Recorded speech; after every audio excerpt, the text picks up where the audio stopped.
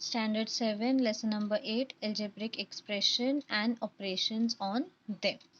तो अब हम देखेंगे practice set 32। Practice set 32 solve करने के पहले हमें समझना होगा मोनोमियल क्या है, बाइनोमियल क्या है, ट्राइनोमियल एंड पॉलिनोमियल। मोनोमियल क्या है? An algebraic expression containing only one term is called monomial। Mono का मतलब क्या होता है? वन।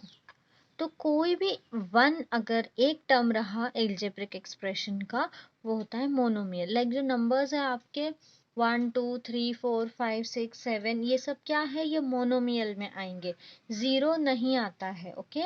उसके बाद में -5x, तो ये एक ही है ना पूरा। ओके।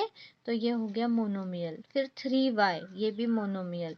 3x² ये भी क्या हो गया आपका? मोनोमियल। ओके। और आपको कुछ एग्जाम्पल्स टेक्स्ट बुक में है। 4x, 5/6m, -7, ये सब क्या है? मोनोमियल। अब बाइनोमियल क्या है?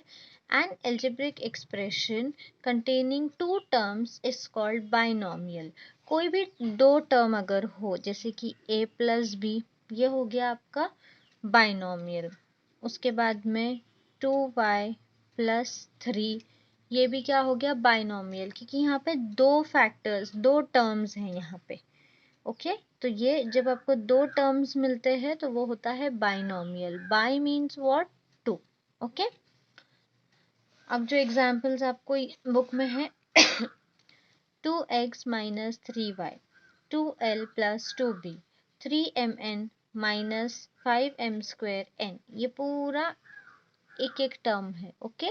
तो ये हो गया बाइनोमियल। ट्राइनोमियल मीन्स जहाँ पे थ्री टर्म्स होते हैं। ट्राई मतलब थ्री, तो थ्री टर्म्स होते हैं। जैसे कि for example a³ plus a² plus a, ये क्या हो गया? ये हो गया आपका ट्राइनोमियल। अब जो एग्जाम्पल्स बुक में है a plus b plus c, x² minus 5x plus 6, 3a² 5a² b, sorry 3a³ minus 5a² b plus c, ये सब हो गया ट्राइनोमियल, जहाँ पे आपको थ्री टर्म्स है। अब पॉलिनोमियल क्या होता है? An algebraic expression containing more than three terms is called polynomial. तीन से ज्यादा होगा अगर, तो 5x³ plus 2x² minus x plus 1। तो देखो ये 1 2 3 4 टर्म्स है, ये 5 टर्म्स भी हो सकते, 6 टर्म्स भी हो सकते। मोर देन 3 टर्म्स अगर हो तो वो होता है पॉलिनोमियल। ओके।